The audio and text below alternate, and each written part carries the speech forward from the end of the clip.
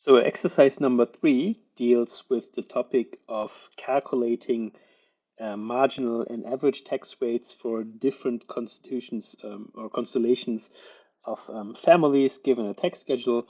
So the nation of Fish-Khazar has a tax rate of 10% on the first 30,000 voloops of taxable income, then 20% on the next 20,000 voloops, then 60% on all taxable income above 40,000 voloops. So this is quite a progressive tax schedule because there is a big jump from 20 to 60% marginal tax rate once you have a higher income than 50,000 voloops. Now, there is also an exemption in that there is a $5,000 voloop reduction of the total income, which then results in the taxable income per family member. So in sub-exercise A, we have Jamal's family, which consists of 5 members, and they earn $70,000 voloops per year. So we're asked to calculate the family's marginal and average tax rates, and then we have a question in that, which is, why is the average tax rate below the minimum marginal tax rate in the tax schedule of Fish-Khazar? Okay, so let us approach this question. So this is question number 3. So the taxable income here is simply the total income, so 70,000 minus the exemption, which was 5,000 for each member, and we have 5 members in the family. So this is then 45,000. So this is the taxable income. And therefore, since it's 45,000 and it's between, I think it was 20,000 and 50,000. Oh no, sorry, it's between 30,000 and 50,000. The marginal tax rate is 20%. So the marginal tax rate is 20%. Now let us calculate the average tax rate.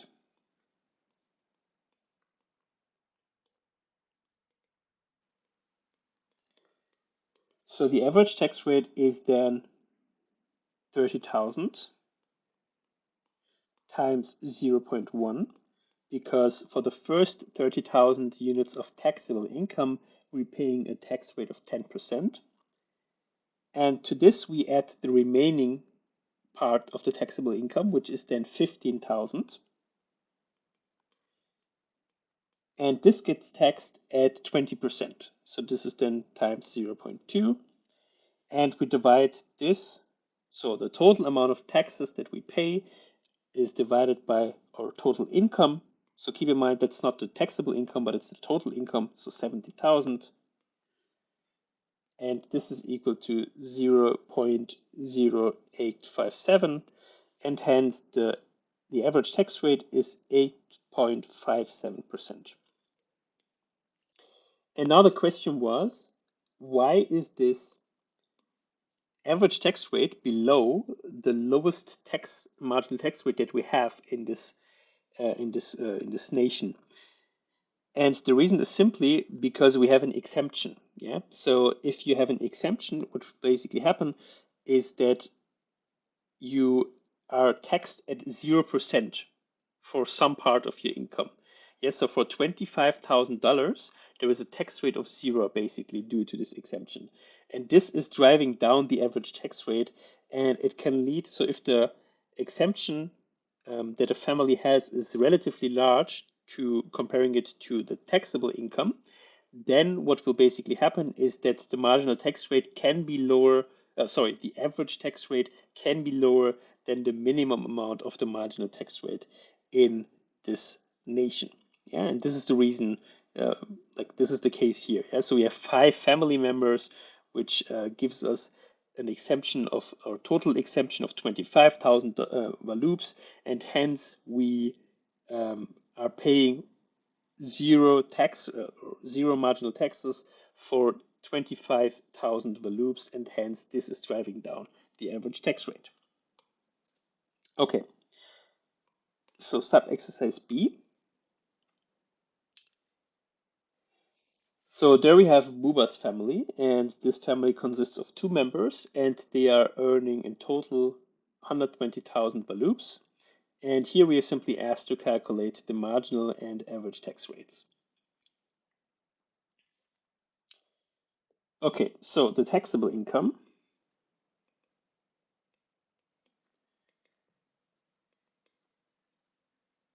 The taxable income here is 120,000 minus 2 times 5,000, which is equal to 110,000. Therefore, we are in the highest tax bracket, which is then which has a marginal tax rate of 60%, because the taxable income is above 50,000. So the marginal tax rate is 60%. And now let us calculate the average tax rate.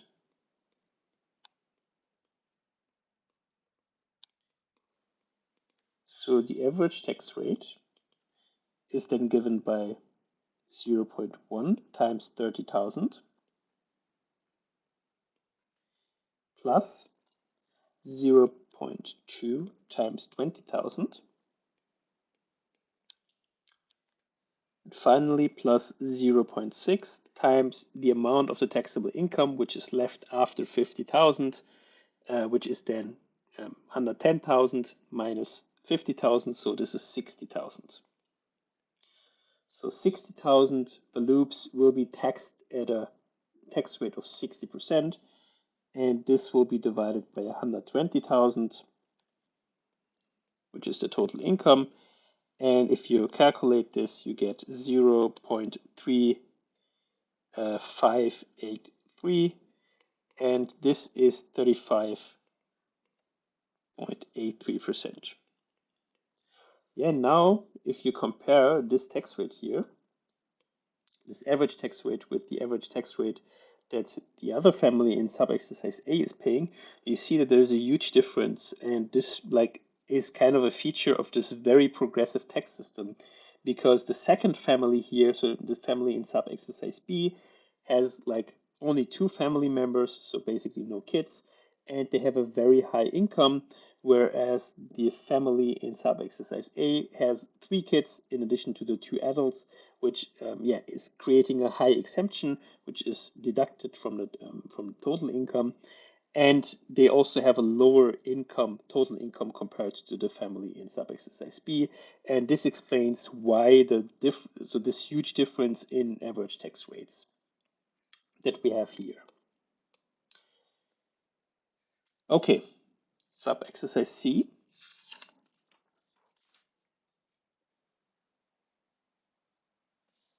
This is a little bit more tricky.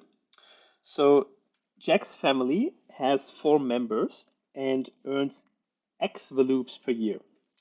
How high must X be such that the family's average tax rate is equal to 40? What is the marginal tax rate of the family at this X? Okay, so this is a little bit more demanding, the question here, because you need to know which formula you have to use in order to find out what this X is, basically. So, good. So, what we first need to know is what's the taxable income. But one issue here is that we do not know it explicitly, so in numbers, because the taxable, oh, something wrong here, taxable income is X minus 4 times 5,000. So it's X minus 20,000. Okay, so this is the taxable income. And we can already say that in order for the average tax rate to be 40%, obviously, or this X must be strictly larger than 20,000. Because if it would be less than 20,000, we wouldn't be paying any taxes at all, and hence the average tax rate cannot be 40%. Okay, so this is the first takeaway. So let's start by using the formula for the average tax rate that we used before. And let's see what we can get from there. So the average tax rate is the following. So for the first 30,000 units of loops that we earn, we pay 10%. So there is no change here.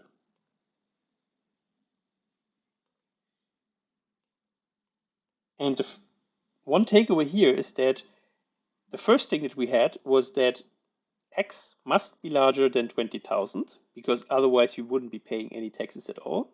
But now the next thing is that X must be also larger than 30,000 plus 20,000. Yeah, because if it wouldn't be larger than 50,000, then we would be in a tax bracket where we would at most pay 10% marginal tax rate, and therefore our average tax rate couldn't be more than 10% here. It's less because of the exemption, and hence X must be also larger than 30,000. So to this, we add 0.2 times 20,000.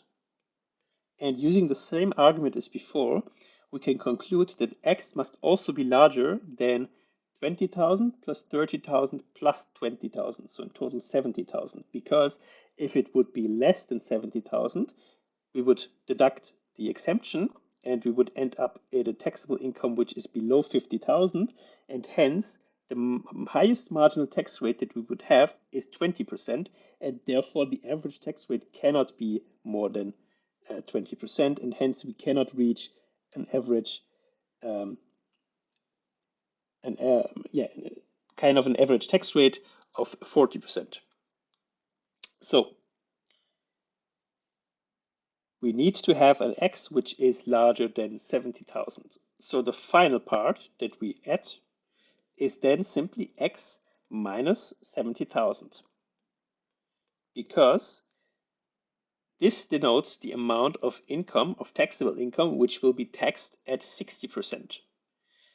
And only by having sufficient taxable income, which is taxed by 60%, we can make sure that on average we're paying a tax rate or a marginal tax rate of 40%.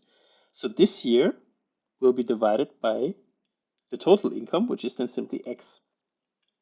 Okay, so this is the taxable income. Let me just shift this a little bit to the left. And what we wanted to get is an average tax rate of 40%. So what we do is we simply set equal the average tax rate depending on total income X. We set this equal to 0.4, which is then 40%. And if you solve this, you get X star being equal to 175,000 values.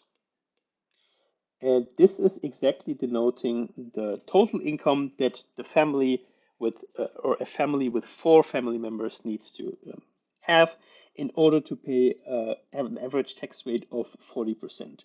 And since this income is above 50,000, even if we deduct the exemptions, so the family member exemptions, we have a marginal tax rate of 60%.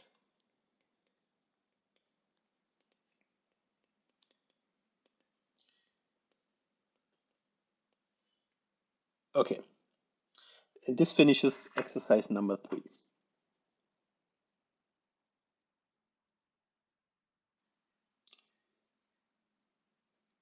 Good, then exercise number 4. The demand for potatoes is Q equal to 1000 minus 150 times P, and the supply of rutabagas is, there's a mistake here. This shouldn't be potatoes, this should be rutabagas. Yeah, I'll change it in the document that I upload.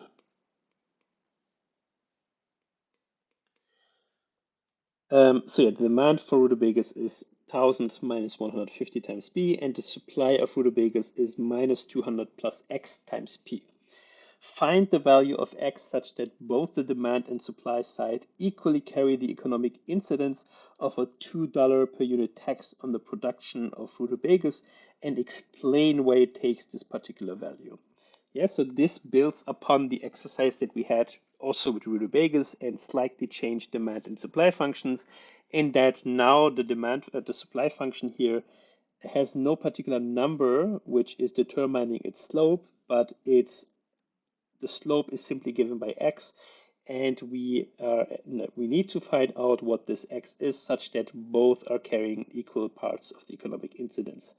And you should already know that the slope of the demand and supply functions are basically determining the elasticities, and elasticities are basically the key concepts which are determining how much economic incidence, or like who is carrying the economic incidence of a tax increase.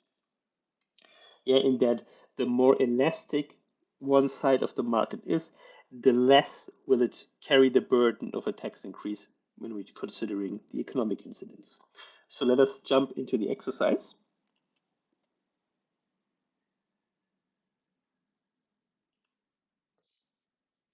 So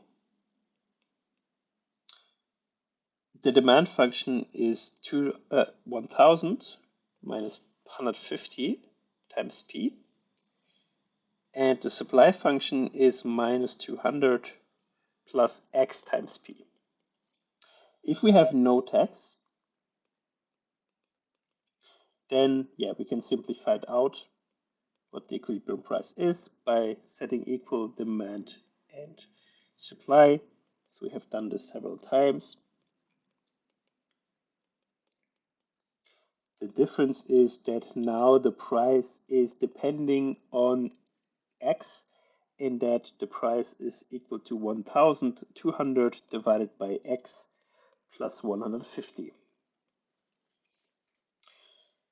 And what we have now, given this equilibrium price, when there is no tax, the consumers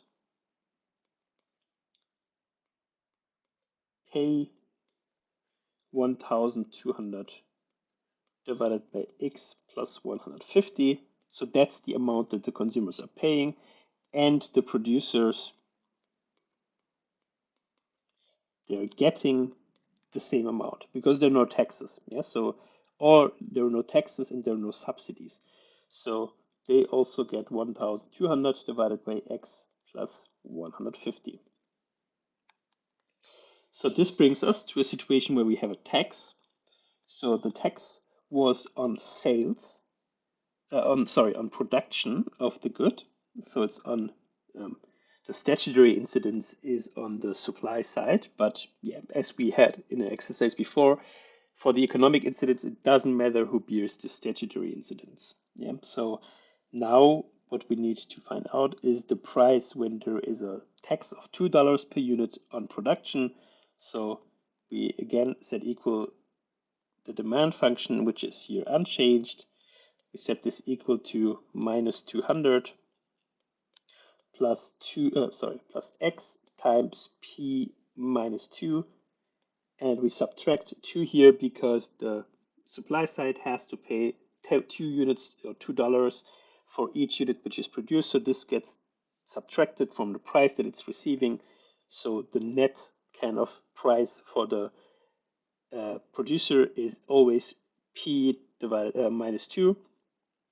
And if we solve this, we get P star being equal to 1,200 plus 2x divided by x plus 150. So this is the equilibrium price, given that there is a tax equal of x, like tax x on production. And if you set x equal to 0, we end up with what we found out in the situation. Oh, sorry, if there wouldn't be this unit tax of $2 on production, so if this term would disappear, we would end up with the same prices as before, that we had without taxes.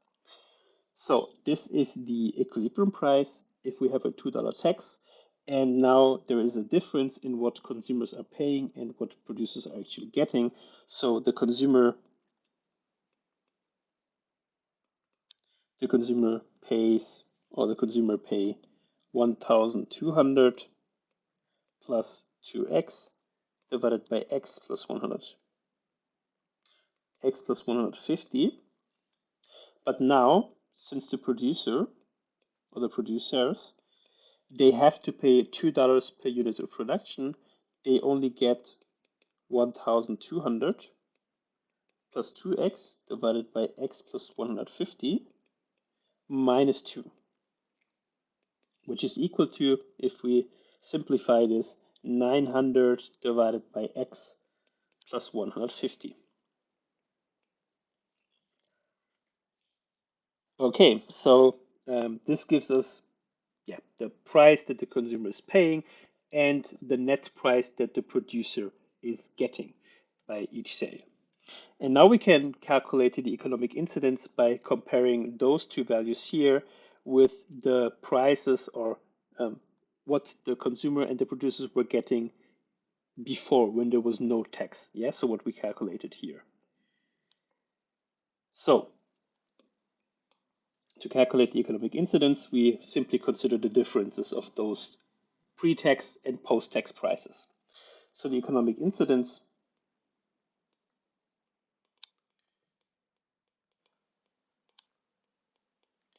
is here simply given by the following. So the consumers, so if there is a $2 tax on the production of rutabagas, they pay 1,200 plus 2 times x minus, divided by x plus 150.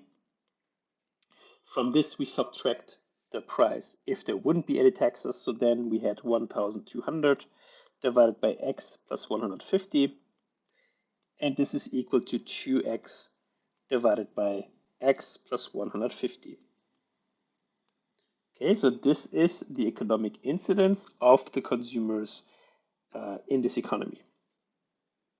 Now let's check the producers. So the producers, before they received 1,200 divided by x plus 150. And now what they get is only 900 divided by x plus 150. Okay, so this is the net price that the producers are getting. This is what we calculated down here. Now this is equal to 300 divided by x plus 150. And this is the economic incidence for the producers.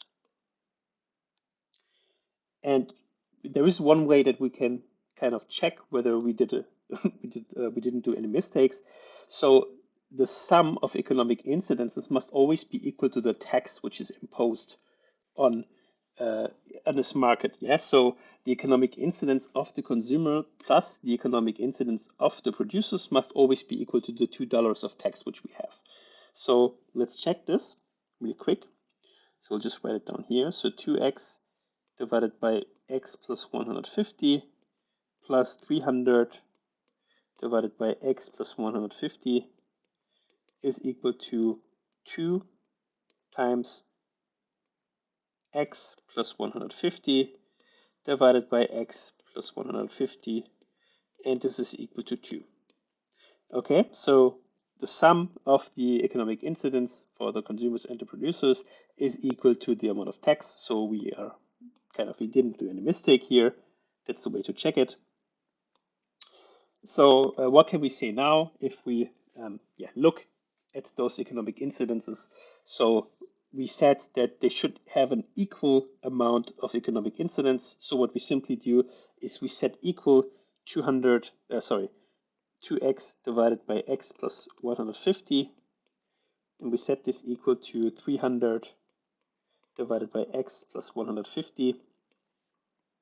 And if we solve this, we get x star equal to 150. And this is determining the slope of the supply function. So how strong the supply function is reacting to an increase of price in this market due to a price increase if we're increasing taxes or something like this. So it's 150.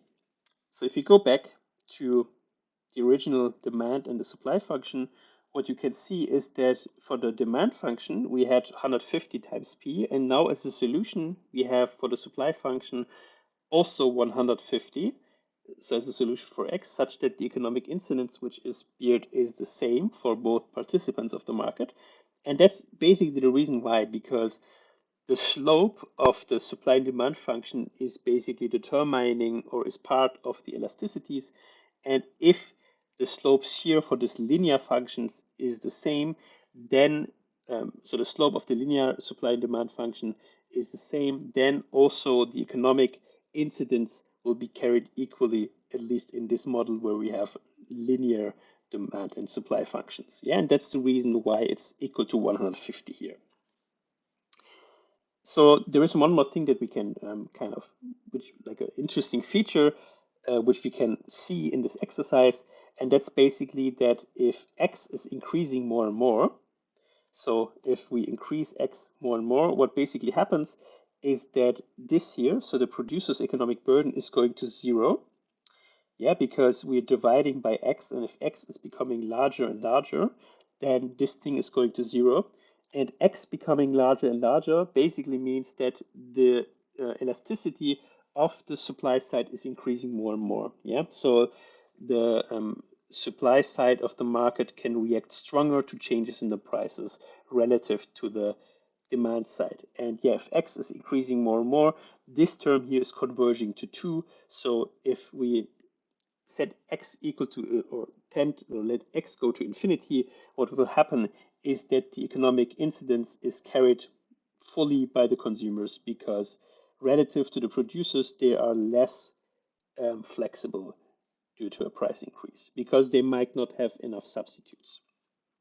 Yeah, and this is kind of a by having this x not given, like not representing a particular number, but representing some parameter, we can kind of derive or shed light on features like this. Yeah, this is something that we couldn't do if there would be a particular number giving for this x. And this finishes exercise number 4.